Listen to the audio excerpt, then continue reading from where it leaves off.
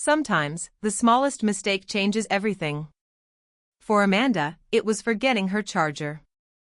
She walked into her apartment quietly that morning, no warning, no suspicion, and within seconds, her world shattered. Because from behind that half-closed door, she heard his voice, whispering another woman's name. But betrayal wasn't the end. It was only the beginning of a truth far darker than love lost.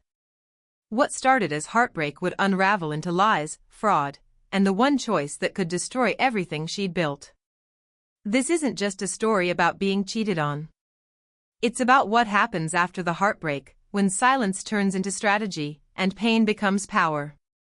The universe doesn't shout when it wants to warn you. It whispers, softly, persistently, until you can't pretend you didn't hear it anymore. For me, that whisper came disguised as a dying battery icon and the faint hum of a ceiling fan that shouldn't have been on. It was a Thursday morning soaked in sunlight, the kind of light that makes everything look cleaner than it actually is. I'd left my apartment in a rush, a half-eaten piece of toast on the counter, coffee still steaming beside my laptop, and my phone already pleading for life at 3%. I remember thinking, I'll charge it at work. But 20 minutes into the drive, my chest tightened, not from panic, but from that strange sixth sense that something had been left undone. The charger. The stupid white cord that tethered me to the rhythm of my world, calls, meetings, reminders, him. Not a big deal, I muttered, tapping the steering wheel. 5 minutes to grab it. I made a U-turn, the city moving past me like a film in reverse. People spilling out of cafes, dogs tugging leashes, a delivery truck idling at a red light. Everything felt normal. Ordinary. Comforting, even. I had no idea that I was driving straight back into the moment that would detonate the version of my life I thought I was living. By the time I reached my building, the sun had climbed higher, glinting off the glass like a warning flare. I parked in the shade, killed the engine, and climbed the stairs instead of taking the elevator, a strange decision, but one that later felt prophetic. There was a faint hum in my head, a restlessness that didn't belong to caffeine or deadlines.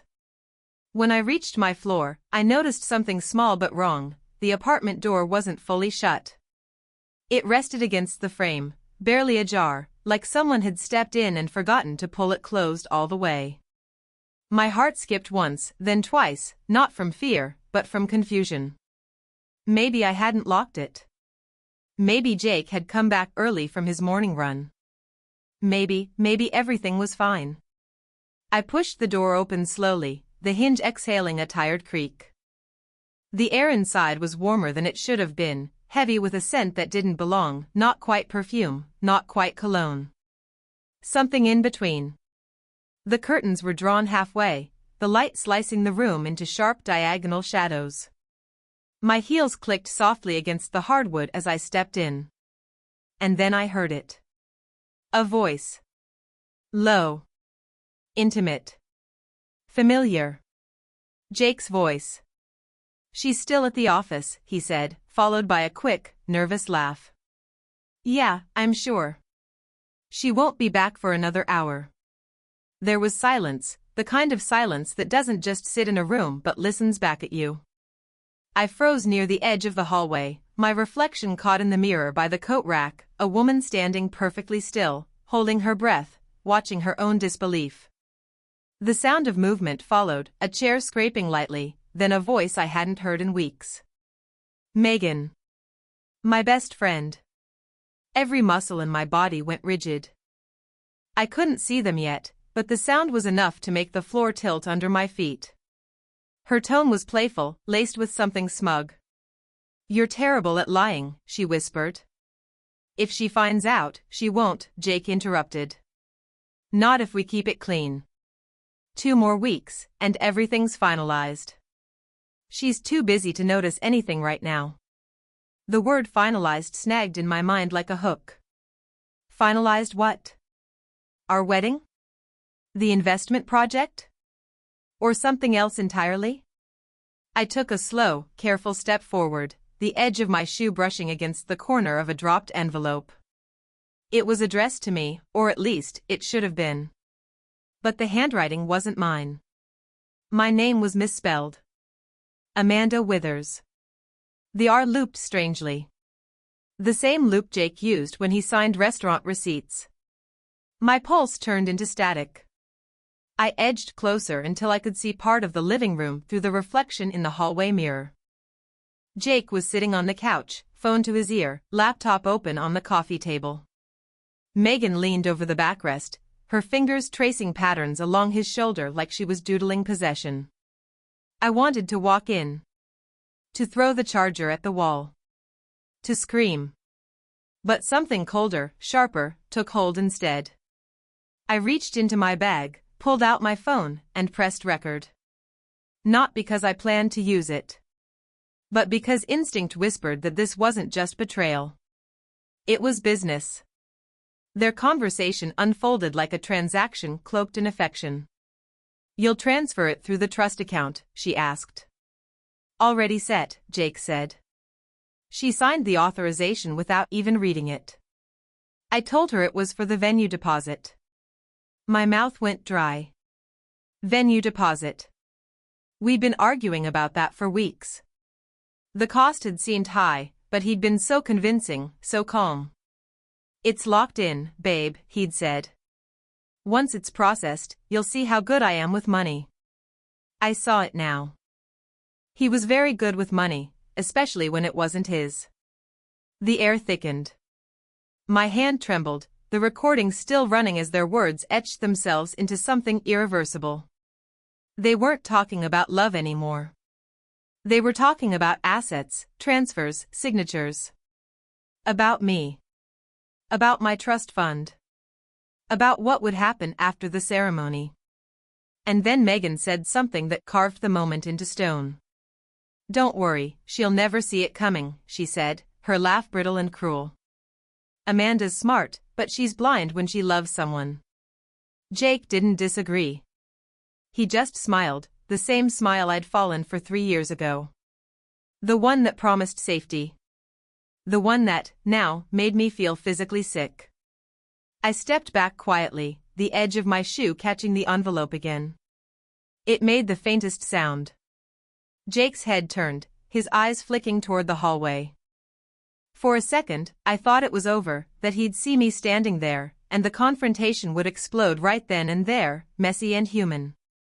But he didn't move. He just listened for a heartbeat, shrugged, and went back to whispering. I slipped out of the apartment like a ghost, the phone still clutched in my shaking hand.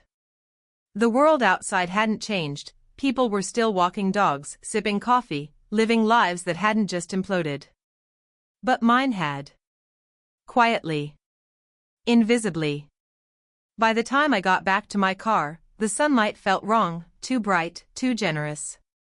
I closed the door, pressed my forehead to the steering wheel, and hit play on the recording.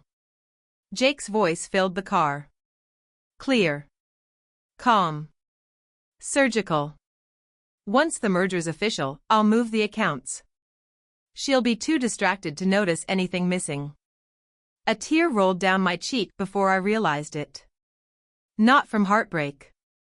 From disbelief. Because what I had just heard wasn't a mistake. It wasn't a misunderstanding. It was a strategy, one that had my name printed all over its downfall. And the worst part? He was right about one thing. Until that moment, I had been blind.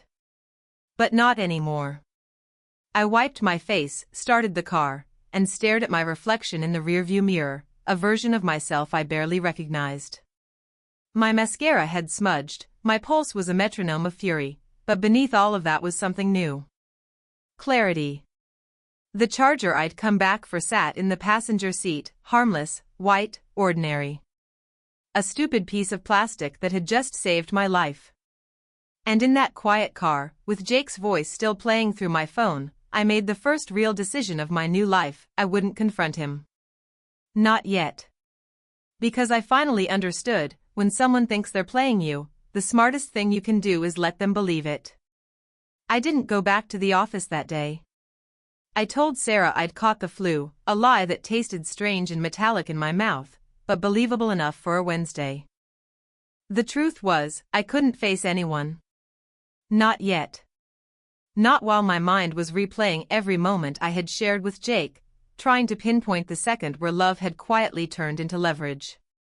My apartment, our apartment, felt like a crime scene even from the parking lot. I sat in my car for a long time, engine off, hands gripping the steering wheel so tightly that the leather creaked.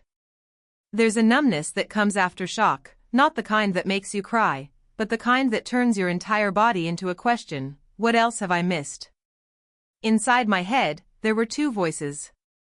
One was the part of me that wanted to storm back upstairs, scream until he looked small, destroy something, anything. The other was cold, analytical, the voice that had made me good at my job, the one that could strip emotion from data until only truth remained.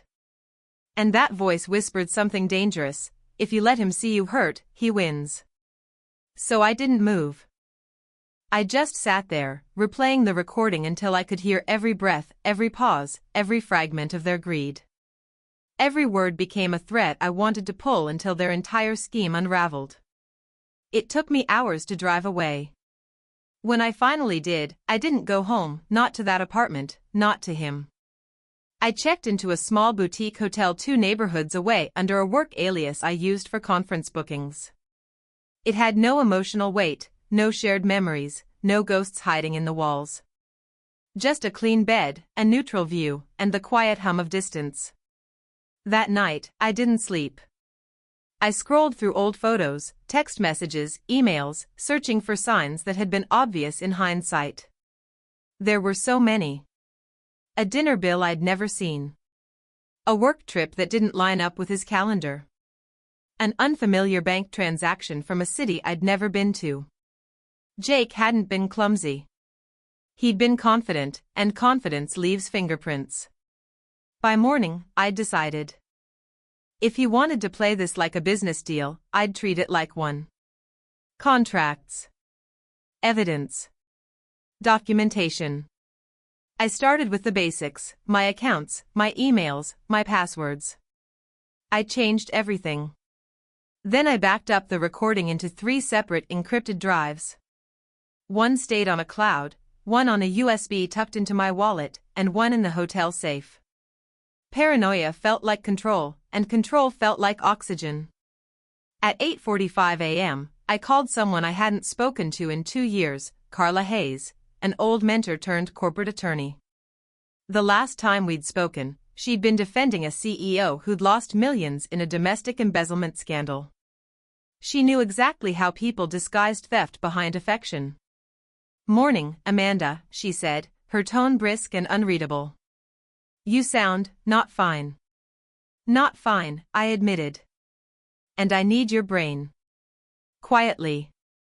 Within an hour, I was sitting in her office, a minimalist space lined with law books and the faint smell of mint tea. I handed her the recording. She listened without interrupting, pen hovering above her legal pad. When the audio ended, she leaned back, eyes narrowing in calculation. "You don't need revenge," she said finally. "You need strategy." "I know," I said. "I want to catch them legally. Not emotionally." Her expression softened. "Then you'll have to pretend you don't know anything." "Not yet. Don't give him a reason to hide the paper trail. Let him believe the game is still on." It sounded cruel. It was cruel. But in that moment, I realized I could do it. I could act. I'd been doing it unknowingly for months. Carla outlined a plan. She'd loop in a private investigator she trusted, someone discreet, someone who understood financial fraud. "We'll build the story the way he built his scheme," she said. Quietly. Carefully. Step by step. Before I left, she said something that stuck with me: "Silence isn't weakness, Amanda. It's a weapon most people forget they have." The next few weeks felt like living in 2 realities. In one, I played my role perfectly. I texted Jake good morning, sent him pictures of my breakfast, reminded him to pick up wine for date night. He replied with the same easy charm as always. His tone never changed, not a single crack, not a hint of guilt.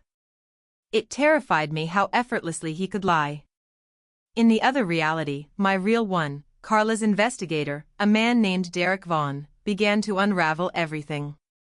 He was quiet, methodical, the kind of man who could extract a life story from a receipt.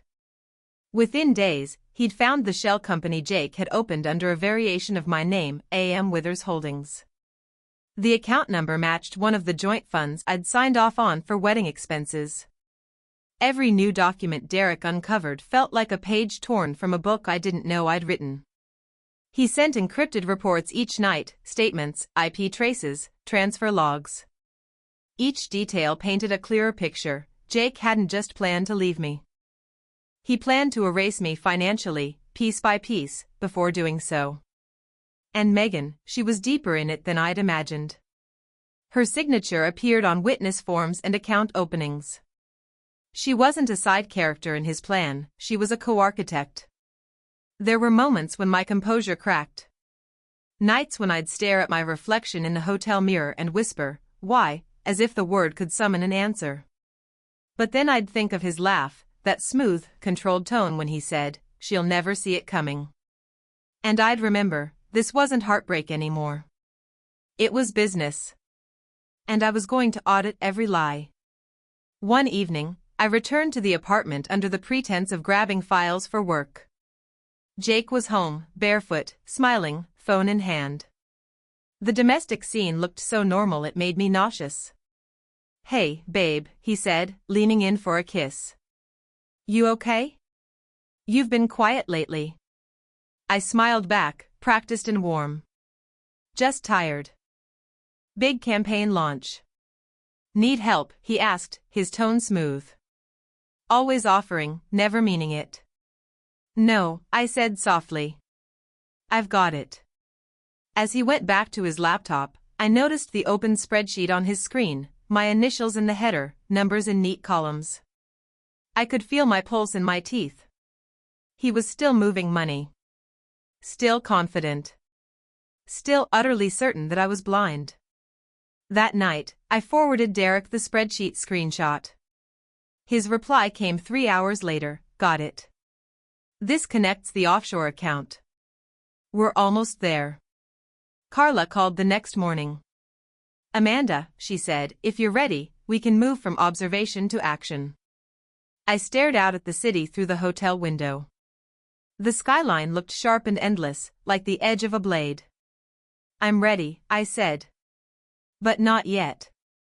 Let him finish building the trap he thinks is mine." Time became elastic after that, days blending into a rhythm of pretending, watching, collecting. Jake started mentioning post-wedding plans, talking about a honeymoon in Italy, about merging finances for convenience. Every word was a confession wrapped in romance. I nodded, smiled, said yes to everything. Megan texted me, 2 random, harmless messages. "Miss you. Wedding stress getting to you yet?" I wanted to type back I know everything, but instead I wrote, "Can't wait to see you at the fitting." Each interaction was a study in restraint. Each lie they told became another thread I could pull. And yet, in quiet moments, doubt crept in. Was I becoming like them? Manipulative, strategic, detached? I wasn't sure. But I knew that the woman who'd once believed in transparency was gone. This version of me understood shadows. One night, I stood outside the apartment building, phone pressed to my ear as Derek briefed me on the final stage. "We have the trail," he said. "All transactions, all communications. Once we move, it'll hit hard. You'll need to act natural until we trigger it." "Define natural," I said dryly. "Whatever got you this far," he replied. "Just don't give him reason to run." I hung up and stared at the building windows, little squares of light holding 100 quiet betrayals. Somewhere up there, Jake was probably pouring wine, rehearsing another lie. But what he didn't know, what neither of them knew, was that I'd stopped being the mark. I was now the audience. And I was done watching silently. When I finally went back inside that night, he greeted me like always, with a kiss and a question. "How was your day?" I smiled, slipped the phone back into my pocket where the recording still waited like a heartbeat. It was productive, I said. And it was. Because for the first time, every second of silence was working for me. Silence had been my weapon. Patience, my armor. But no one tells you that both come with an expiration date. It was the first Friday in November, 2 weeks before the wedding. The kind of morning that looked harmless enough to betray you. The city glowed like polished copper, crisp wind tugging at coats, every stranger smiling with the illusion of control. I woke before sunrise, the sky still violet, my laptop open to Derek's final report. The headline of the document was a punch: financial trail complete, initiation recommended.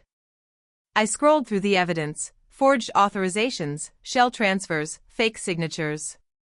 Jake had even used my mother's maiden name as a password on one of the offshore accounts. It wasn't just betrayal anymore, it was identity theft. The legal chain was ready. One more confirmation from the bank, and Carla would move forward with formal charges. All I had to do was wait. But fate doesn't like waiting. At 9:17 a.m., my phone buzzed, an unknown number.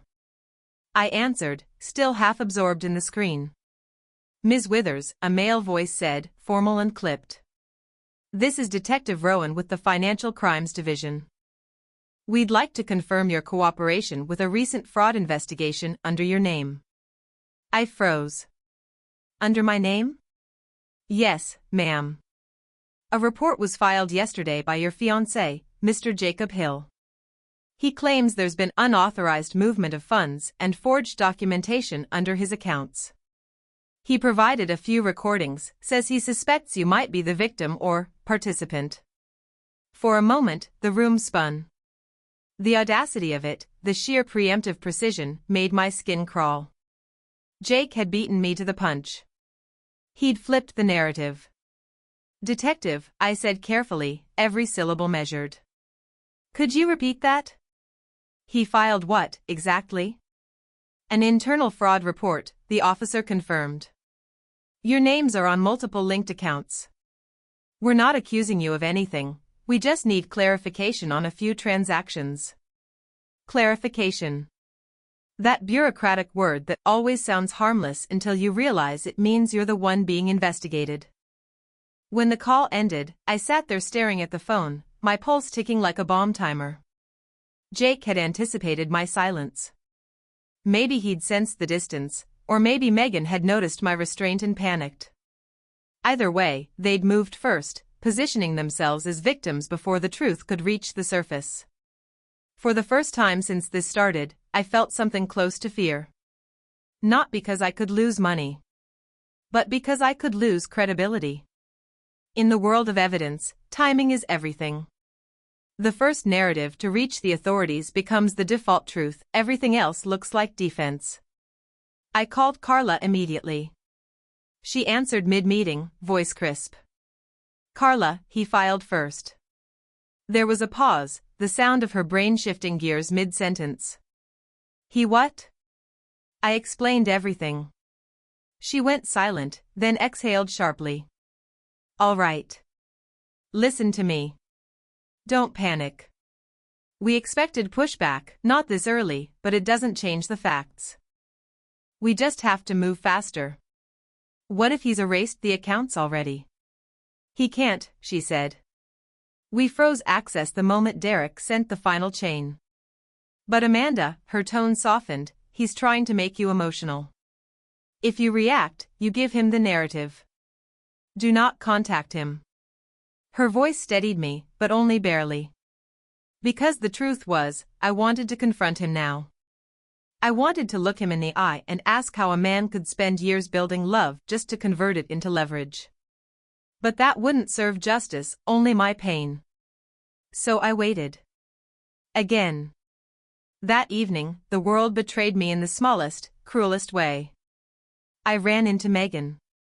It was outside a cafe near the office of sheer coincidence, though the universe felt too poetic for chance. She was alone, wearing sunglasses too big for her face and a smile she'd probably practiced in mirrors. Amanda, she said brightly. God, I've missed you. How have you been? There was something brittle in her voice. Guilt, maybe. Or fear pretending to be confidence. I studied her face, the same features I'd once trusted with secrets, with laughter, with friendship. And for the first time, I didn't feel anger. I felt pity. Because I could see it, the crack behind her composure. Her eyes darted, her hand trembled when she lifted her coffee. Wedding stress, huh, she added. Jake said you've been buried in work. The mention of his name was like a blade across skin. I smiled, slow, deliberate. Work's complicated, I said. But everything's falling into place. She nodded too quickly. Good. You deserve to be happy. Thanks, I replied. Then I leaned forward just enough for her to feel the heat of my next words. By the way, Megan, if you ever need legal advice, I can recommend someone very good. Her smile faltered, a small, involuntary flicker that confirmed everything. She looked down at her drink, then back up with a nervous laugh. You always were the clever one. I held her gaze until she looked away first. That's when I realized, fear changes everything. When someone knows you know, they start to destroy themselves. 2 nights later, Jake invited me to dinner, just us, he'd said. No planning, no stress. I agreed. But it wasn't a date. It was reconnaissance. We met at our favorite place, soft lights, warm jazz, the smell of burnt sugar from the creme brulee he always ordered. He looked exactly like the man I'd fallen for, and that was the cruelest part of it all. Even monsters look familiar when they smile the right way. You seem distant, he said, sipping his wine. Everything okay? Just work, I said. And wedding chaos. He chuckled. Well, you're not getting cold feet, are you? I tilted my head. Should I be? That made him hesitate, a tiny, involuntary twitch of his jaw. The kind of micro-expression you'd miss if you weren't studying it. Then, like a trained liar, he recovered. Of course not. We're perfect. Perfect, I echoed softly. For a moment, I almost believed him again. Almost. But then his phone buzzed on the table, and Megan's name flashed across the screen. He flipped it face down without flinching. Old instincts. Old habits. Old tells. Who was that? I asked, feigning casual curiosity. He smiled, that same rehearsed calm. Work thing. You know how it is. I nodded slowly, then reached into my bag. Actually, I do. I pulled out a small, sleek flash drive and placed it between us on the table. A work thing, I said. Something I've been collecting. His eyes flicked down, then up. Confusion. Then calculation. What's that? Proof, I said quietly. Of everything. For one long heartbeat, neither of us moved. The restaurant hum faded into a low, cinematic silence. Then I smiled, not cruelly, but knowingly, and added, don't worry. I haven't shared it yet. I saw it then, the first fracture in his confidence. His pupils dilated slightly, his posture tightened, and his hand trembled as he reached for his glass. You've got it wrong, Amanda, he said, his tone shifting from charm to control. You don't understand what's happening. Oh, I do, I said. I just want to see how far you'll go to keep pretending. He swallowed, eyes flicking around the room, calculating, desperate, cornered. Then his mask slipped completely. You think anyone will believe you, he hissed quietly. After everything you've signed? After what I've already reported? And there it was, the real Jake. The man behind the smile. Not a lover. Not even a con artist. A strategist, unmasked. I leaned closer. You built your story first, Jake. I'll build the truth last. Let's see which one survives longer. Then I stood, leaving the flash drive on the table. But what he didn't know, couldn't know, was that the drive was empty. The real evidence was already in Carla's hands. That night, I didn't go back to the hotel. I drove to the coast, parked by the water, and sat with the engine off as the waves clawed at the rocks. For the first time in weeks, I let myself cry, not from grief, but from the sheer weight of the transformation. I wasn't the woman who forgot her charger anymore. I was the woman who built a weapon out of it. And as I watched the horizon swallow the last light of day, I whispered to the sea, "Tomorrow, the silence ends." I didn't sleep the night after the dinner. Every time I closed my eyes, I saw his expression when I'd left the flash drive on the table, the flicker of panic behind his charm. The way his mask had slipped, just for a second. It should have satisfied me. It didn't. Because I knew Jake. He was never one to sit quietly while control slipped away. If I'd shaken him, he'd already be planning his counterstrike. By morning, my phone had 7 missed calls, all from him. No voicemails. Just the digital evidence of his impatience. I stared at the screen for a long time before turning it off completely. I didn't want his voice in my ear. Not today. Carla called just as the city began to hum awake. "Amanda," she said, tone clipped but steady. "We're moving." The bank had confirmed every link Derek had traced. The offshore accounts were locked, assets frozen, and the fraud division had issued preliminary subpoenas for both Jake and Megan. The case was now active. The machine of justice had begun to turn. "You'll have to sit tight for the next 48 hours, Carla warned. "Once the summons are served, things will move quickly. But you cannot, under any circumstance, contact either of them." I almost laughed at the irony. "Don't worry," I said. "I'm done reaching out." But deep down, I knew Jake wouldn't let it end that easily. Predators rarely surrender quietly, they circle, waiting for your moment of doubt. By afternoon, the doubt came.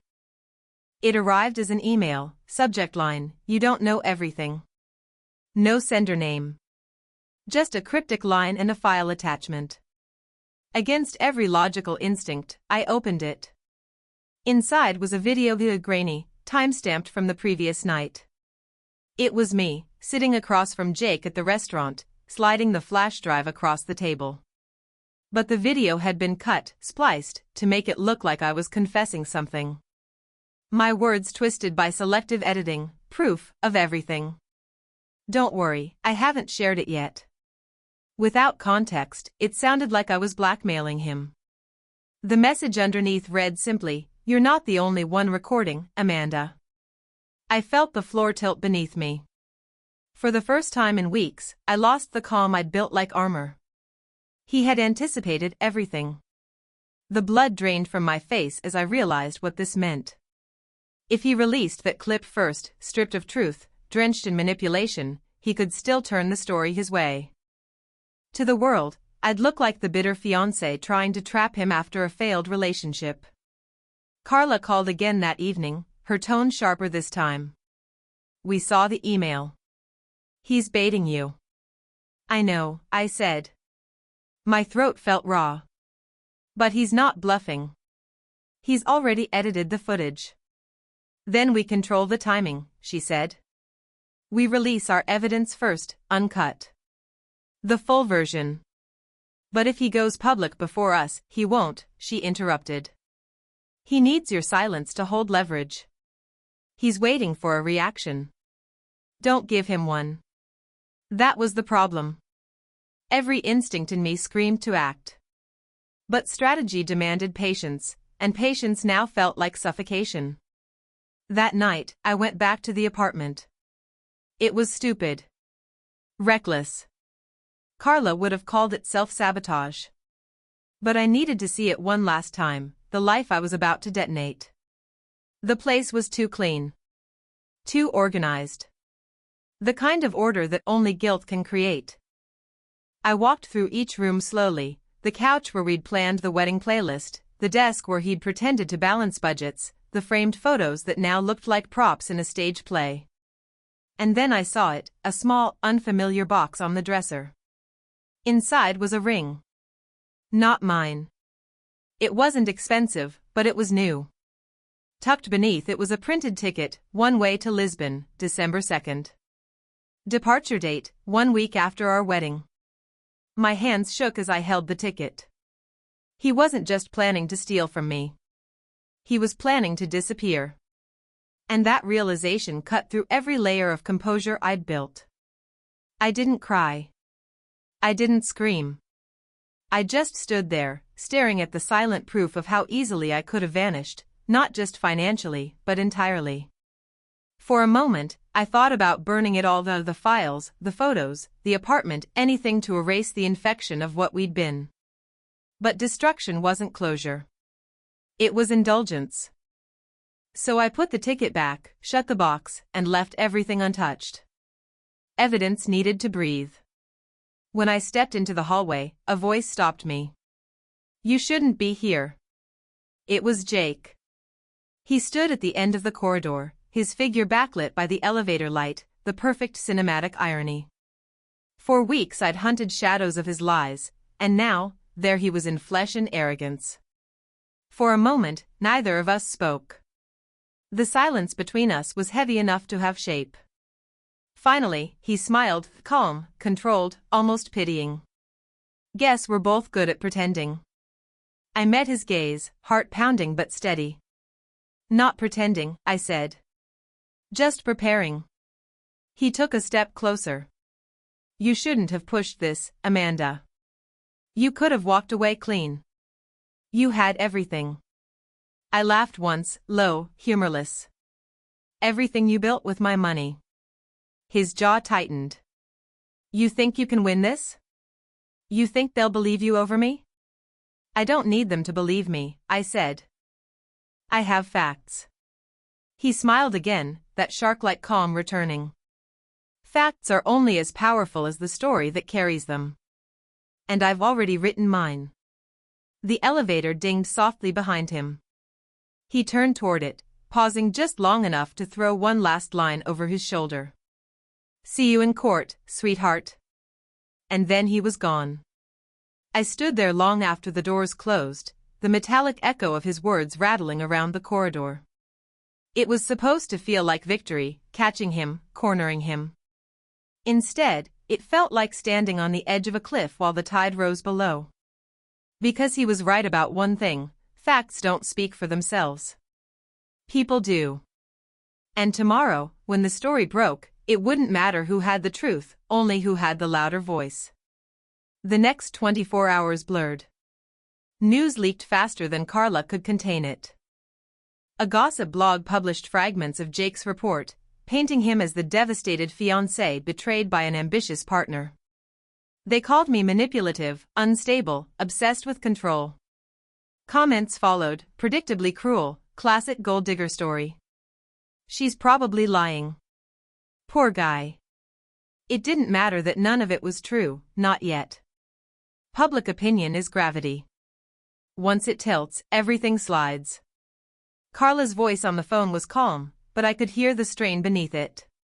"Stay quiet," she said. "We're filing an injunction tomorrow morning. Once the documents are released, they'll see the truth." "Tomorrow," I repeated. "That's all I have to do?" "Yes," she said. "Just survive tonight." But that night, he called. The screen lit up with his name, as if mocking my restraint. I let it ring once, twice, then pressed answer. His voice was smooth again, that weaponized tenderness. "Why are you doing this, Amanda? We could still fix it." "Fix what?" I asked. "The fraud or the betrayal?" He sighed, the sound almost theatrical. "You think you can destroy me. But you'll end up destroying yourself. Then let's see who falls first." There was silence. Then, softer, dangerously soft, "You always did underestimate me." The line went dead. At midnight, I stood by the window of the hotel room, city lights pulsing below like a nervous system. Somewhere out there, Jake was spinning lies with the same precision I'd once admired. Somewhere, Megan was calculating her next move. And somewhere inside me, the old Amanda, the one who wanted to believe in love, in fairness, in decency, was dying quietly. But in her place, something sharper was being born. Not vengeance. Not hatred. Something colder. Focused. Precise. The kind of calm that precedes detonation. I looked at the clock. 12:01 a.m. tomorrow, the court filings would go public. The world would see everything, the proof, the timeline, the evidence. Tonight was the last breath before impact. The calm before the narrative exploded. And as I stared at my reflection in the glass, eyes steady, jaw set, I whispered to the empty room, he thinks he's writing the story. But he forgot who edits it. By dawn, the city looked almost innocent. Rain had fallen overnight, washing the streets clean, or pretending to. I watched droplets race down the hotel window, tiny streaks of gravity tracing a pattern that made sense only from a distance. Maybe that's how truth works, I thought. Chaotic up close. Beautiful from afar. My phone buzzed once. A message from Carla, it's time. We're going live. Attached was the court's timestamp, 7:02 a.m. Our filings were now public record. Every fraudulent account, every falsified document, every transfer Jake and Megan had made, all released, verified, and legally binding. Within hours, the story began to move. First the small legal blogs picked it up, then the bigger outlets. The headline that had once painted me as the manipulative fiancé was replaced with one that felt like oxygen: investment advisor and partner charged in multi-state fraud scheme, victim recorded evidence. My hands trembled as I read the words. It was real now. The story was mine again. But victory doesn't always come cleanly. Because at the same moment I was breathing in that relief, Jake was already reacting. He posted a video. Polished, rehearsed, dressed in contrition. Some of what's been said online is untrue, he said calmly, the perfect actor playing the perfect victim. Amanda and I have had our challenges, but I would never intentionally hurt her. This is a misunderstanding that's gotten out of control. He paused, looked into the camera like he was confessing to God. She's going through a difficult time. I just hope she finds peace. That was the moment I realized, Jake wasn't fighting for freedom.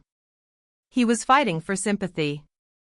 And sympathy, to the public, often matters more than facts. Carla called again. We expected this, she said. But he's just sealed his own fate. We'll use his public statements as additional evidence of misrepresentation.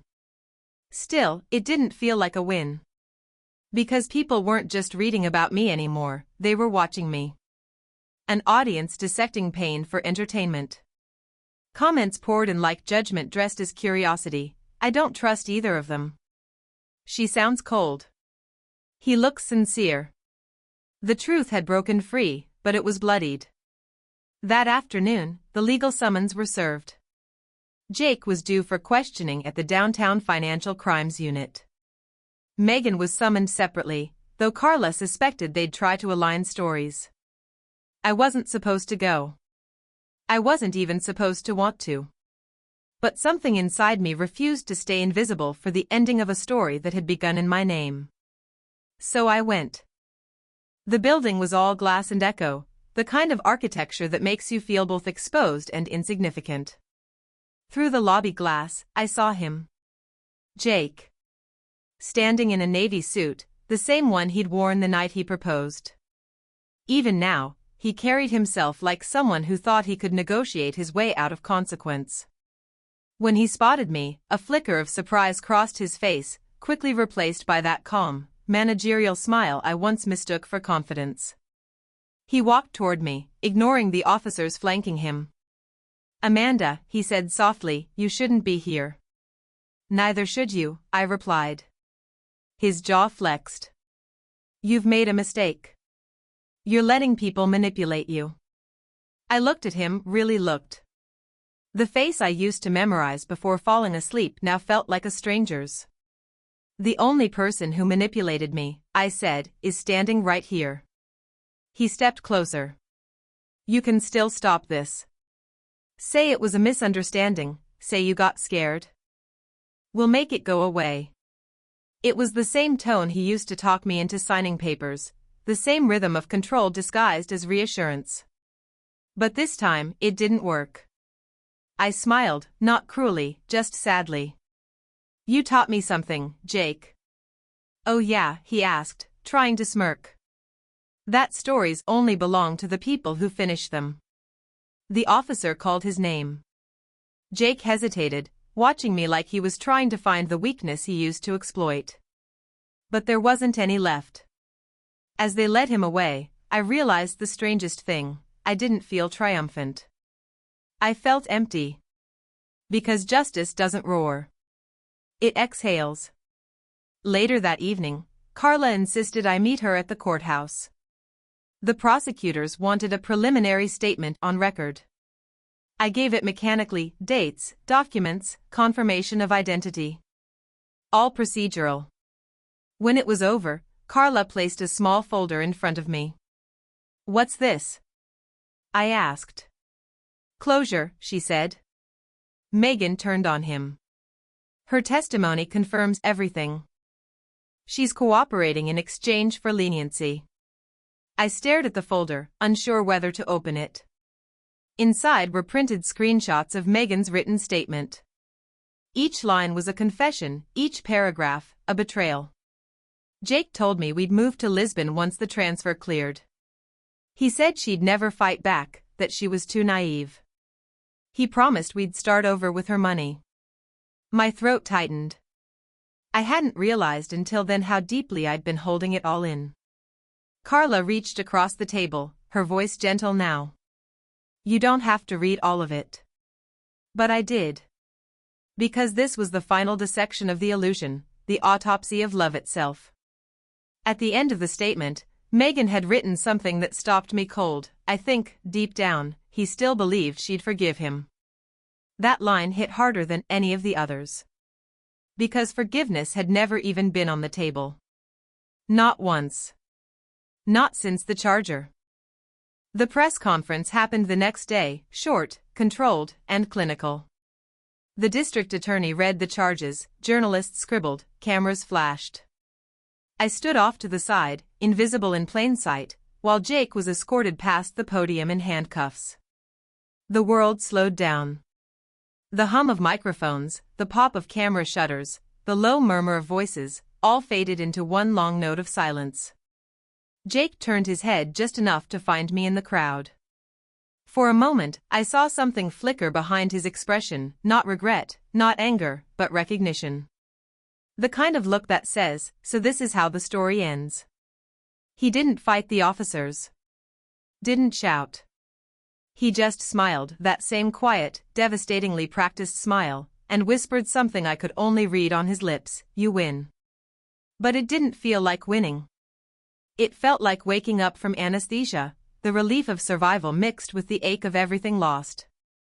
Outside, the air was cool and trembling with the noise of reporters. I pushed through the crowd, each flash of light blinding, disorienting. Someone shouted, Amanda. How does it feel? Another asked, do you have anything to say to him? I stopped. Not because I wanted to answer, but because I realized this was the final page. The moment that would decide how the story lived in everyone else's mind. So I turned toward the cameras. My voice was steady, but not rehearsed. I don't want to be remembered for what he took, I said. I want to be remembered for what I kept, my sense of truth. My ability to still believe that love doesn't have to hurt to be real. The reporters went silent, just for a second. And in that stillness, I walked away. That night, I went home, my home, finally reclaimed.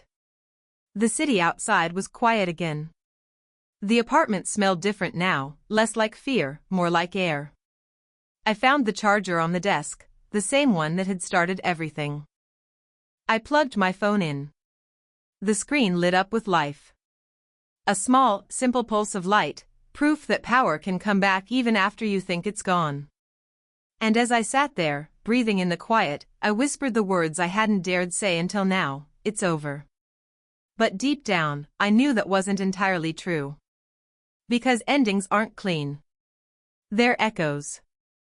And this one would linger, in the emails archived, in the news articles bookmarked, in the way my heart would still flinch at kindness that came too easily. Still, for the first time in months, I didn't feel like I was living inside someone else's narrative. The world outside still spun with speculation, with gossip, with noise, but none of it belonged to me anymore. What belonged to me was silence. And this time, it wasn't a weapon. It was peace. The world didn't stop after the arrest. It never does. News cycles moved on within a week, from financial fraud to political scandal to whatever disaster made better ratings. My name still floated in search results, attached to headlines that mispronounced the story in half a dozen ways. But even that began to fade, pixel by pixel. The silence that followed was strange. Not the tense, watchful kind I'd lived in for months, but the stillness of a world that had stopped watching. For the first time in a long time, I wasn't being observed. I was simply alive. The first thing I did was move. Not far, just across the river, into a smaller apartment with light that poured in unfiltered. The kind of place that didn't echo when you closed a door. I sold the furniture, donated the things that smelled like him, and kept only what I'd chosen before we'd met, a chipped blue mug, a sketchbook, and the painting my mother left me. The morning after I moved in, I made coffee in that old mug and stood by the window. The city looked different from this angle, less sharp, more human. Down below, people crossed the street with umbrellas, rushing towards small, ordinary lives. I wanted that. Ordinary. Predictable. Honest. Carla still called sometimes, updates, follow-ups, paperwork. "You've been awarded restitution," she told me one morning. "Most of the assets recovered. You'll be fine." She said it like a victory. But money had stopped feeling like safety a long time ago. Instead, I found safety in small rituals, watering plants that leaned toward light, taking long walks with no destination, learning to cook things that didn't come in containers labeled for two. 3 months passed before I heard from Megan again. The email was short, typed from an account I didn't recognize. "I'm sorry. Not because I was caught, but because I forgot who you were when I let him convince me otherwise. You didn't deserve any of it. I hope someday you find something better than closure, peace." I read it twice, then closed the laptop without replying. Forgiveness wasn't mine to give yet, maybe it never would be. But for the first time, her name didn't make me flinch. It just made me tired. Later that week, Derek, the investigator, called to check in. "How's life after the storm?" he asked. I laughed softly. "Strangely quiet. I keep expecting the ground to shake again." "It will," he said. "But not for the same reasons." Then, after a pause, "You did good, Amanda. You stayed smart." I thanked him, but what I wanted to say was I survived. I started journaling again, something I hadn't done since college. At first, it was just fragments, thoughts, half-sentences, sketches of emotions too slippery to explain. But over time, those fragments began to take shape. The notebook became my mirror. It wasn't about Jake anymore, or even justice. It was about documenting the recovery of self. Page by page, I began to write like someone who wasn't afraid of her own story anymore. One evening, I took the train to the coast, the same place I'd gone the night before the confrontation. The air smelled like salt and unfinished endings. I sat on a bench facing the horizon. The ocean was restless, alive, as if the tide itself remembered every secret it had ever swallowed. For a long time, I said nothing. Just listened. Then, quietly, I said the truth out loud, not to him, not to the world, but to myself. I forgive the girl who didn't see it coming. It wasn't dramatic. It wasn't even loud. But it felt like pulling a thorn I'd carried too long in silence. In the months that followed, I rebuilt. Not the same life, something smaller, simpler, but mine. I launched a new consulting firm, this time under my own name only. I hired 2 young analysts, women who reminded me of myself before all this, and taught them the kind of vigilance no business school ever will. Trust the data, I told them. But verify the people. They laughed, not knowing the history behind the lesson. I didn't correct them. Some truths are meant to stay quietly useful. Jake's trial concluded quietly. Plea deal. Financial restitution, partial jail time, permanent disbarment. Megan testified, then vanished into anonymity. The system handled them as systems do, imperfectly, efficiently, coldly. The day the verdict was finalized, Carla sent me a single text, "It's officially over." I stared at the words for a while, then deleted the message. Because closure doesn't live in a courtroom. It lives in the spaces you stop filling with fear. Spring came early that year. The air smelled new again. I was sitting at a cafe near the river one morning, reading, not watching, when I heard laughter behind me. A couple at the next table. They looked like we used to look, comfortable, unaware of how fragile that feeling really is. For a heartbeat, something inside me tightened, not jealousy, not pain, just memory. Then it passed. Because the truth was, I didn't hate love. I just understood it differently now. Love isn't a promise. It's a privilege. And trust isn't blindness, it's a choice you protect, not surrender. I finished my coffee and left a note under the cup, a line from my journal: not every ending is about revenge. Some are about release. That evening, I went home and opened the drawer where I'd kept the charger, the one that started everything. It still looked harmless. Ordinary. I plugged it in and watched the blue light flicker on, steady, reliable, undramatic. For the first time, it didn't feel like a symbol. It was just a charger again. A tool.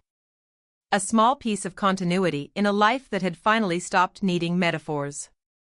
I still think about that morning sometimes, the forgotten charger, the half-open door, the sound of my name said in someone else's mouth.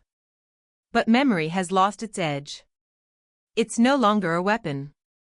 It's just a reminder that even the smallest mistakes can rewrite an entire life. And that that's not always a tragedy.